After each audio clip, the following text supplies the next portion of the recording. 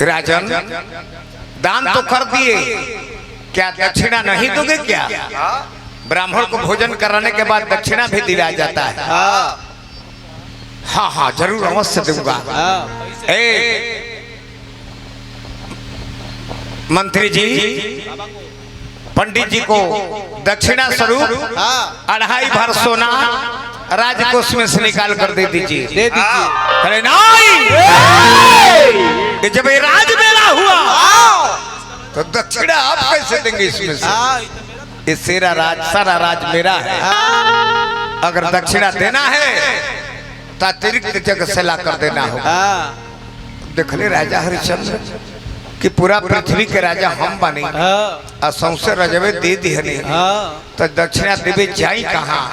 तो मेहरारू कामे आवेले को जब विपत्ति काल पड़ेला जाता रे अपना रानी के हैं, हे रानी से प्यार आज सारी राजदान कर देने दक्षिणा देवे बदे 2.5 भर सोना नहीं खे। अब कहाँ से दिहल जाई?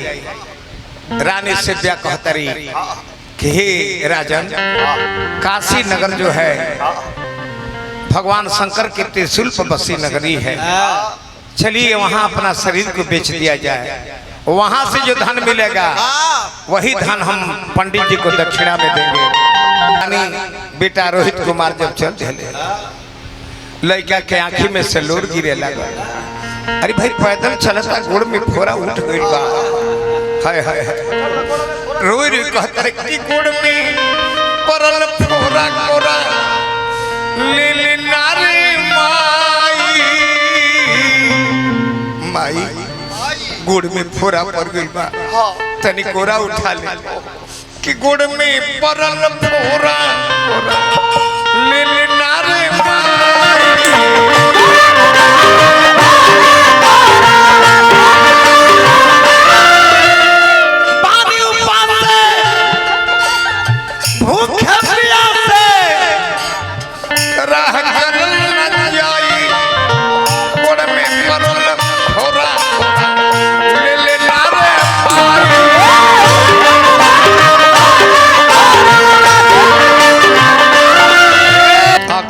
राजा के भी भर गई, रानी के भर गई।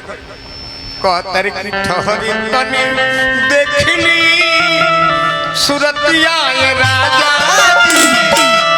अब फिर कहिया होई मुलाकातिया ये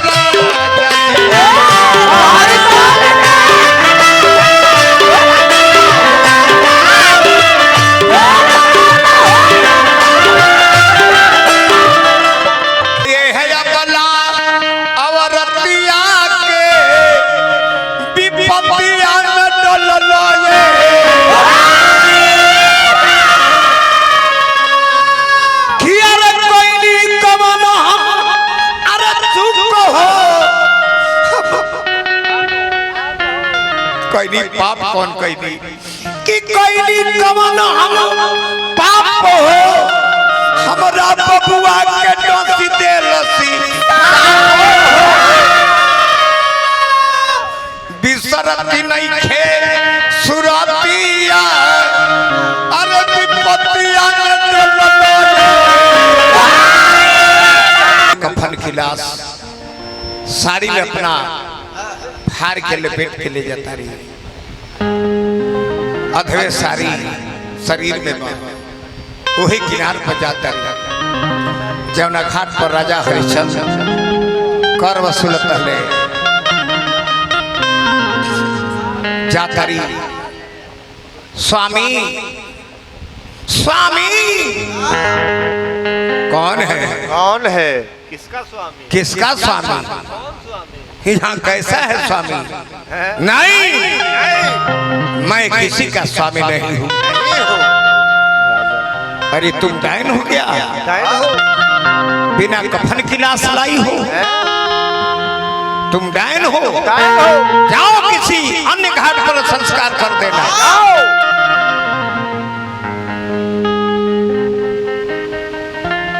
हे महाराज, हमरा लगे ना पैसा बा ना कुछ और बा ना धन बा, केहू ना आधा साड़ी में अपना बेटा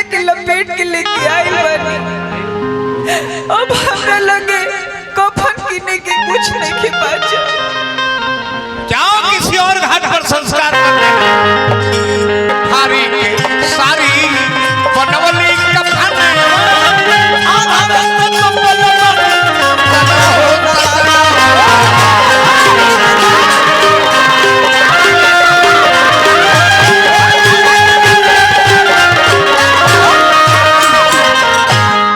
कर देवी कफन में तो होई तन उघार हो आ घट से चुनरिया रानी दिलिया पठार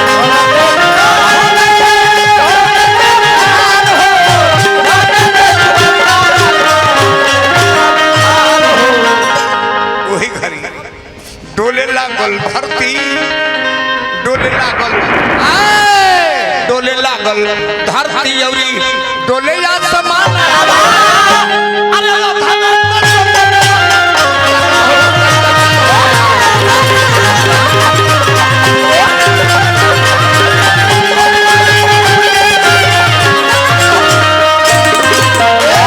हरिश्चंद्र के विषय में जब बड़ाई कैले तो इंद्र कुर्सी के डर के कराना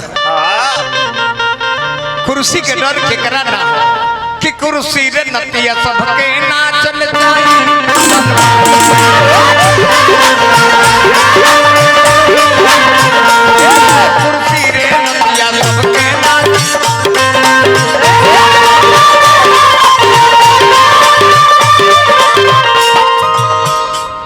नचाई बलमा कुकावा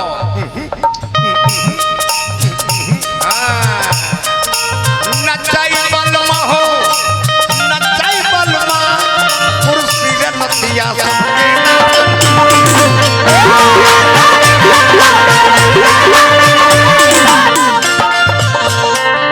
राजा हरिश्चंद्र को परीक्षा लीजिए अब परीक्षा में फेल करे के पास नहीं खे करे के कतनो कुछ करो उनका के फेल कर दो कैसे कि हमारे कुर्सी देख मगा दिया अब के इलेक्शन में बुझाता जो हम हार जाए ये भय विश्वामित्र बाबा के भेजले इंद्र कि जाऊंगा के परीक्षा में फेल करो सुतले में पहुंचा तरे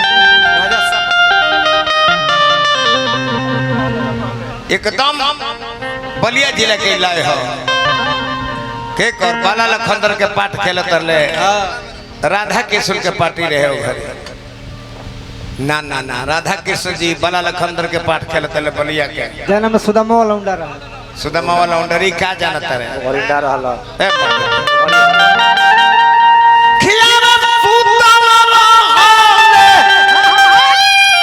राजा जी भवाना देखो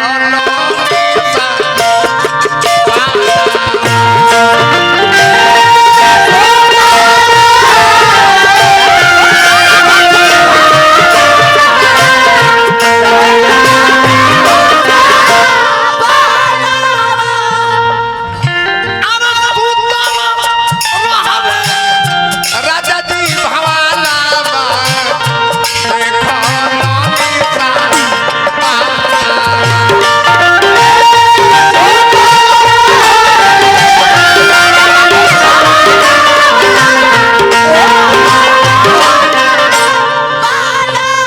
सपने में क्या देखता रे देखले की दान मांगे आई बाबा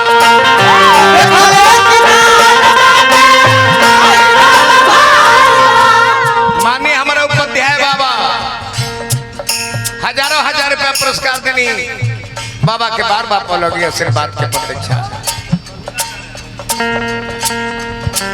देखले कि बाबा जी द्वार पर आई बड़े दान मांगे सुतले हम सारी रात पर दान कर दिले बने सपने में खुशी खुशी दान कइले राजा वही छा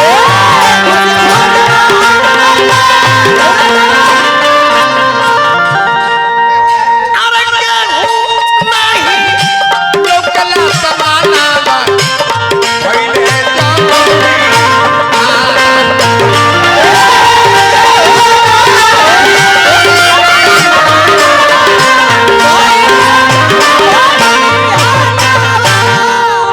सारी राजपाट दान कर दिले बड़े सपने में सपने में। हाँ तब तक भोर भई विश्वामित्र बाबा ब्राह्मण के भेष बना के राजा हरिश्चंद्र के दरबार में पहुंचने। राजा हरिश्चंद्र की जय। आई बाबा आई बाबा कैसे कैसे आगमन भई। राजन रात को अपने अपने सारे राज को दान कर दिया है, तो दान तो कर दिए हो, तो हम उसी के लिए आए हैं। ओ मंत्री जी ये पंडित जी के राजकोष के चाबी दे दो। आज से राज यहाँ के हो गई। देखली तब फर्स्ट मार दिल हम फेल कर आयल बने। राजन दान तो कर दिए, क्या दक्षिणा नहीं दोगे क्या? ब्राह्मण को भोजन कराने के बाद दक्षिणा भी दिया जाता है। हाँ हाँ जरूर अवश्य दूंगा। मंत्री जी पंडित जी को दक्षिणा स्वरूप 2.5 भर सोना राजकोष में से निकाल कर दे दीजिए। दे दीजिए। अरे नहीं, जब ये राज मेला हुआ तो दक्षिणा आप कैसे देंगे? इसमें से ये सारा राज मेरा है। अगर दक्षिणा देना है तो अतिरिक्त जगह से ला कर देना होगा। देखले राजा हरिश्चंद्र कि पूरा पृथ्वी के राजा हम बने, असंशय रजवे दे दिहने, तो दक्षिणा देवे जाई कहाँ? तो मेहरारू कामे आवेले को जब विपत्ति काल पड़ेला जाता रे अपना रानी के हैं, हे रानी से प्यार आज सारी राजदान कर देने, दक्षिणा देवे बदे 2.5 भर सोना नहीं खे, अब कहाँ से दिहल जाई? रानी से प्यार कहतरी कि हे राजन, काशी नगर जो है भगवान शंकर के त्रिशूल पर बसी नगरी है, चलिए वहां अपना शरीर को बेच दिया जाए, वहां से जो धन मिलेगा वही धन हम पंडित जी को दक्षिणा में देंगे, क्योंकि आप तो पृथ्वी के राजा हैं और वो नगर पृथ्वी पर नहीं है। चल कल जब पंडित जी हमरा के 29 दिन के टाइम दी, हमरा दक्षिणा चुका दे। विश्वामित्र बाबा जी ब्राह्मण के भेष में गई बने, कहले कि तुम्हें मैं 30 दिन का समय दिया, जाओ। गईले राजा रानी संगे बेटा रोहित कुमार के लेके जब चलने बेचाए बखिलाई आ गई कि हम तो हुए बदनाम किसी से है अरे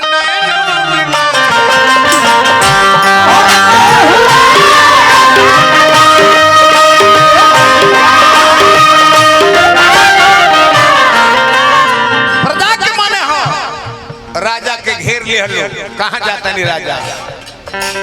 राजा जब चले अपना रानी बेटा रोहित कुमार के लेके, रवि न रोही ना समाज हे राजा जन जा हमनी के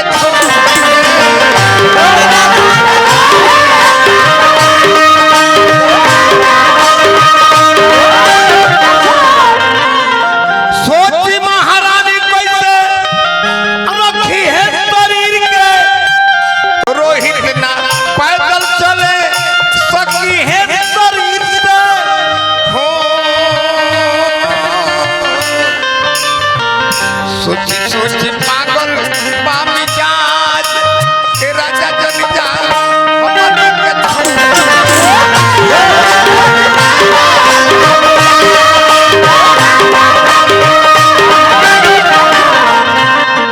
ए राजा ए रोहित बबुआ राजकुमार फूल पर लात लिखे रखले, रो पैदल लेके नंगे पांव चल दिहनी।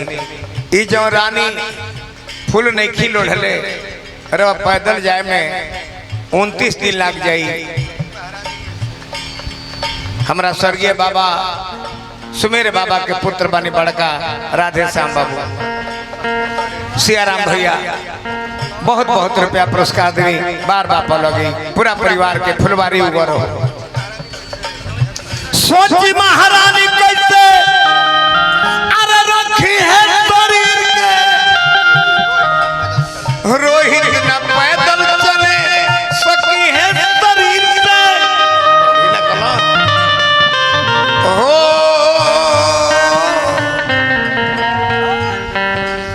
सोची सोची पागल बामी जान ए राजा जन जा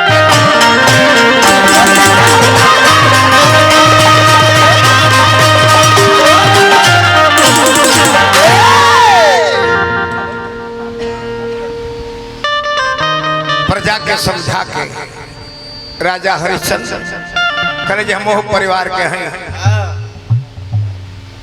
कि देवासुर संग्राम खातिर हमरे परिवार के लोग अपना शरीर के नमक छीट के शरीर पर गाय से चटवा के हड्डी दान कर दिया चल दिया।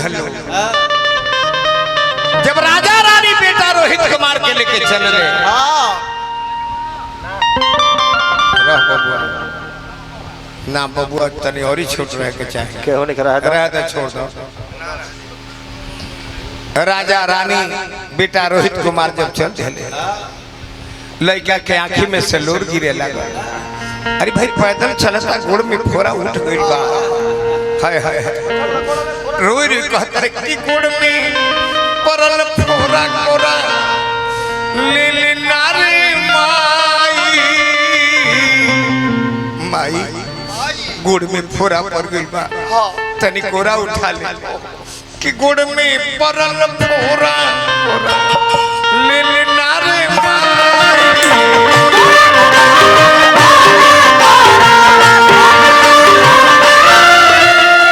पानी ऊपर से भूखे प्यासे राह कर न जाई गोड़ में परल फोरा ले ले नारे माई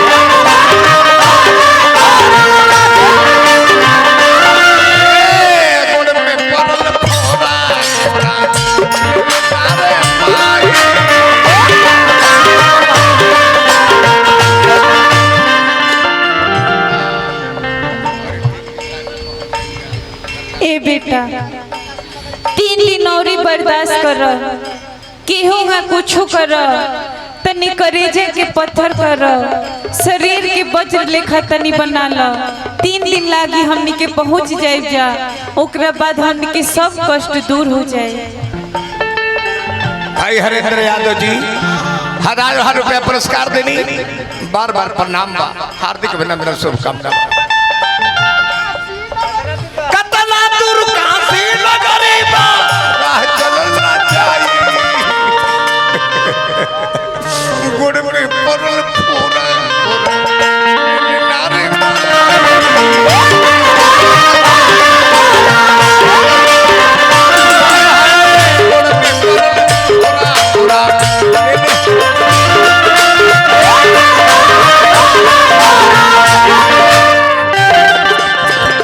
पूरे जदुवंश परिवार राजभरी यादव उपाध्याय बाबा ए परिवार के बहुत ही प्रिय व्यक्ति बने जे रात भर रुपया ना समझ नहीं 5-5 हजार रुपया तक इनाम देने बार बार पौ लगी आशीर्वाद के प्रतीक्षा बा मतारी से बिया समझौली कि बेटा 2 दिन लागी पहुंच जाए बिया सब्र करो जाता लोग काशी नगर में पहुंच जाता लोग राजा और रानी नीलामी जहां बुलाते रहे बाजार में पहुंचे तेरे राजा हरिश्चंद्र रानी सिल्विया बेटा रोहित कुमार अरे है कोई खरीदार हम बिकने के लिए आए हैं बिकने आए हैं अरे है कोई खरीदार हम बिकने के लिए आए हैं रानी कहली कि ही राजा पहले रे वह हमरा के बेच ली तब अपने बचाई बाद में कहे से कि अबरा के मौगी अब भर गांव के भौजी रवा भी का जाए हम अकेला बाच जाए तो हमारा अनेकों प्रकार के लोग नाम धरे लगे रो रो के कहते जनी घाबराई राजा बनब हम दाई हम तो माई होई ज्यादा नहीं पीटे के बाबा ढीला करी और ढीला थोड़ा करी ना बेसमारी रीच से कि जनी घापड़ाई राजा बनब हम दाई हम तो माई। हे महाराज रउआ इतना मत घबराई। अगर रउआ पहले अपने नीलामी कर ले तो है दुनिया के लोग ताना मारे लागी हमरा के। हम एगो अबला हई, हमें दुनिया की ताना बर्दाश्त ना कर सकेंगे। यही से हम चाहते हैं कि रउआ पहले हमरे के नीलामी कर दी। जनी घबराई राजा बनब हम दाई हम तो माई हई।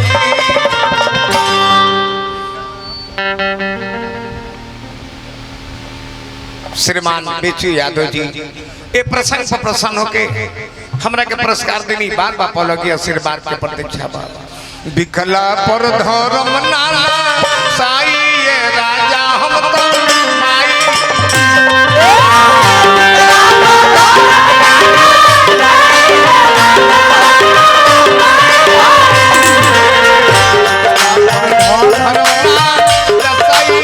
राजा हम तो माई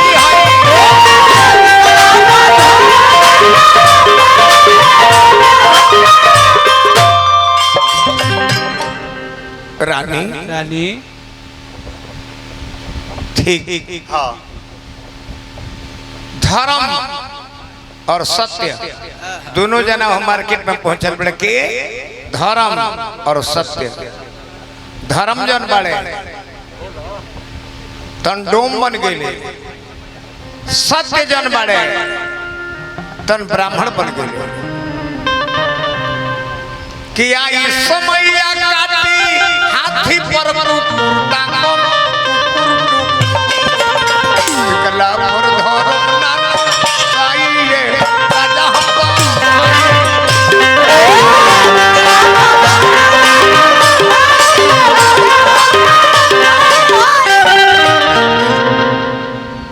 कलुआ नाम के डोम राजा हरिश्चंद्र को बोला कि मैं खरीदार हूँ, मगर जो काम करवाऊंगा वो तुम्हें करना होगा, मैं अवश्य करूंगा। ले चलिए, तुम्हारा कितना मूल है? 1 भार सोना। ठीक है मैं दे रहा हूं। रानी के सत्य नाम के ब्राह्मण कहे जे मेरा मैं तुम्हें खरीद रहा हूं, दासी का काम करना होगा, क्या तुम्हारा मोल है? राजा हरिश्चंद्र कहे जे 1 भार सोना। इस बच्चे का आधा भार सोना है। नहीं, गाय खरीदी जाती है, बछड़ा नहीं। गाय के साथ बछड़ा बिना मूल का जाएगा। हम गाय खरीदेंगे, हम बछड़ा खरीदने नहीं आए हैं। सत्य नाम के पंडित जी सेव्या के लेके पहुंच गए। कलुआ नाम के डोम के धर्म बनल ले राजा हरिश्चंद्र के लेके चले। जब जाए लगले रानी आंखी में लोर भर गई। अपना पति हरिश्चंद्र ए पंडित जी रुक जाए,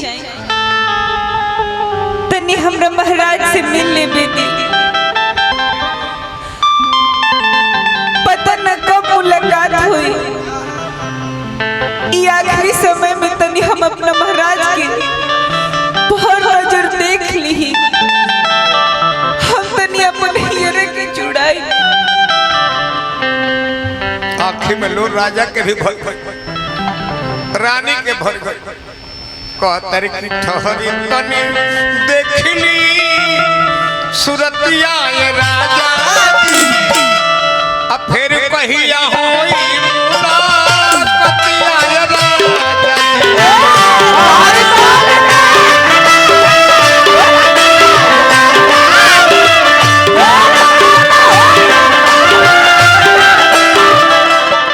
अरे रानी रो मत, तो हर लोर देख के हमरो आंखी में लोर भर जाता। मत रो, मोह माया में मत डालो। तो हर तने देख ली सुरतिया ये राजा जी, फिर कहिया होई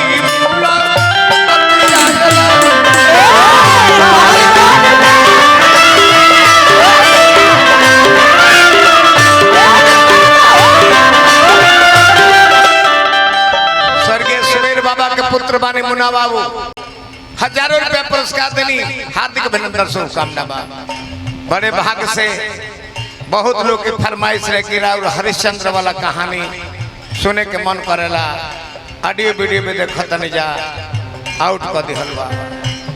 बड़ी सुंदर भाव आज समय है।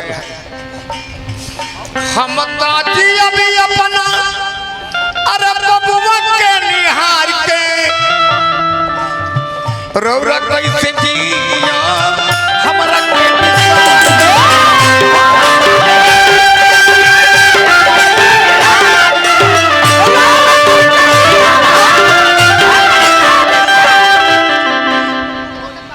महाराज हम तो अपना लाल के निहार निहार के तनी दिन काटियो सकेनी, लेकिन हमने तो चिंता ले ले बराओ कि राउर दिन कैसे कटी है महाराज। ये सुन के हमने रोई। मत रो रानी, माया मोह में मत डाला। स्वर्गीय सुमेर बाबा के दामाद बानी, पहुना के तरफ से बहुत बहुत रुपया पुरस्कार, एक एक हजार आई। हार्दिक अभिनंदन शुभकामना बा। एक करार से पूछबी कुशलतिया ये राजा जी, और दाम यार एक करार से पूछो कुशलतिया ये राजा जी, फिर कब होई डबल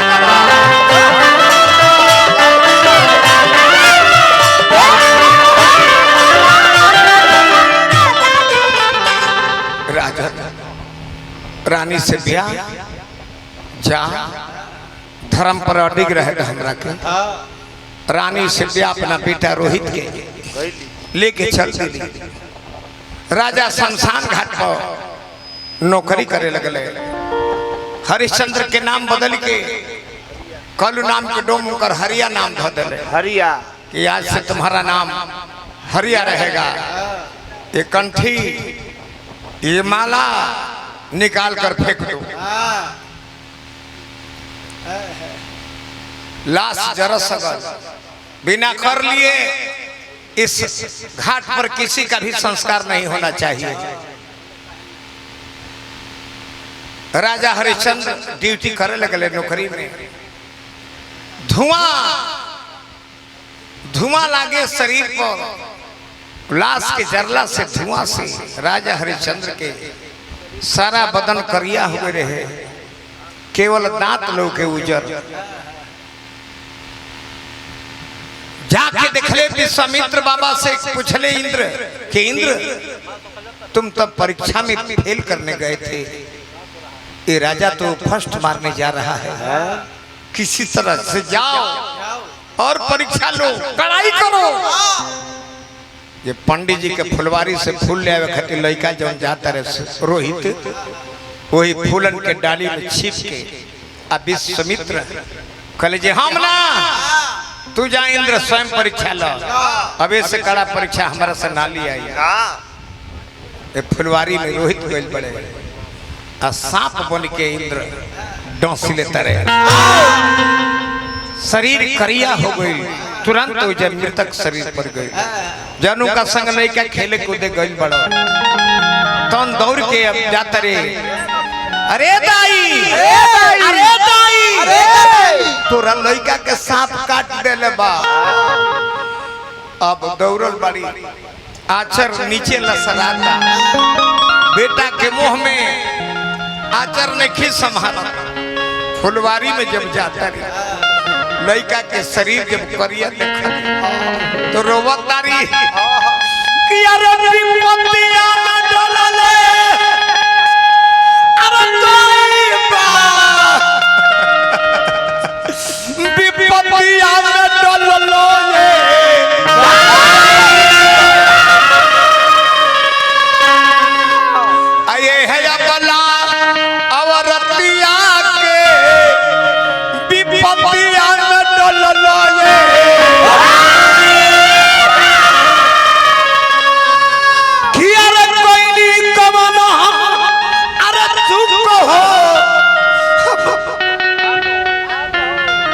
कैली पाप कौन कैली कि कैली कवन हम पाप हो हमरा बबुआ के डोसी दे लसी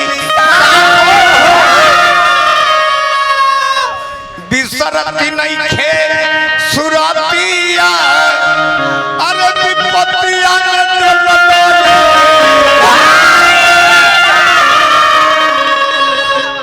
कर्म में आग लाग गई छोड़ के सुगनमा हमर भागी कि करम में योगिया अरे पागल हो अरे छोड़ के सुगनमा मोर पागल हो अगर हमर सजनवा पूछी तो का बताई पूछी है सजनवा जब बातिया अरे विपत्तिया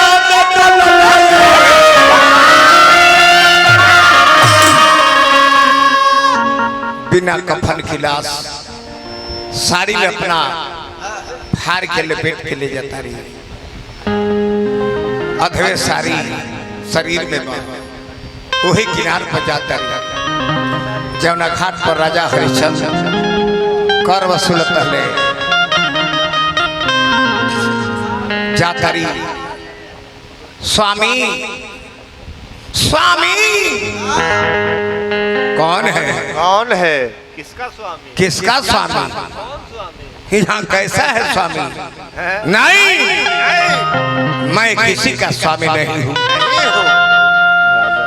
अरे तुम डायन हो गया बिना कफन की लाश लाई हो तुम डायन हो जाओ किसी अन्य घाट पर संस्कार कर देना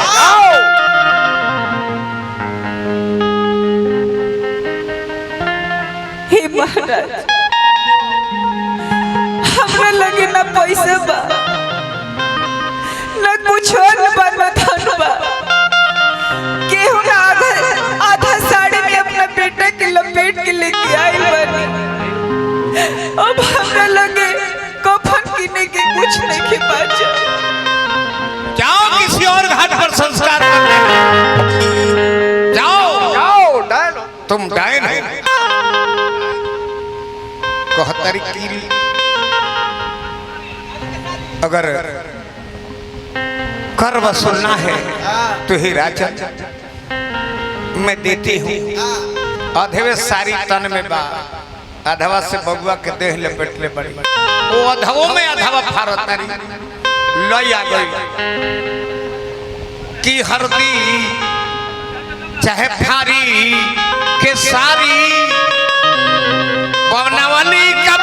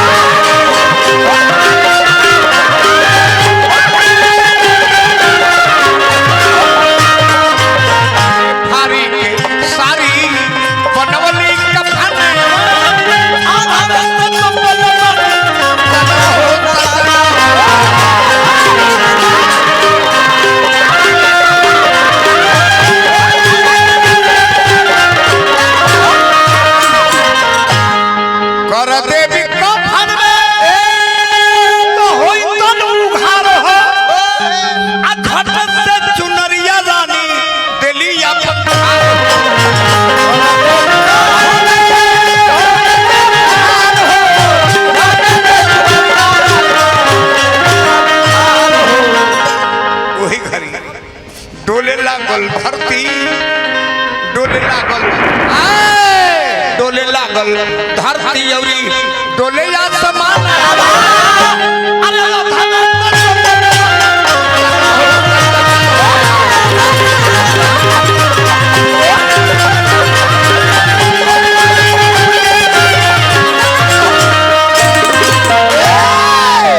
बोले आनंद कंद भगवान की स्वयं प्रकट भैले प्रभु खले इंद्र की हे राजन मैं हार गया तुम्हारी परीक्षा के लिए हम बहुत ही तुम्हारे साथ अन्याय किया हूं कथा गोल बन में सोचा अपना मन में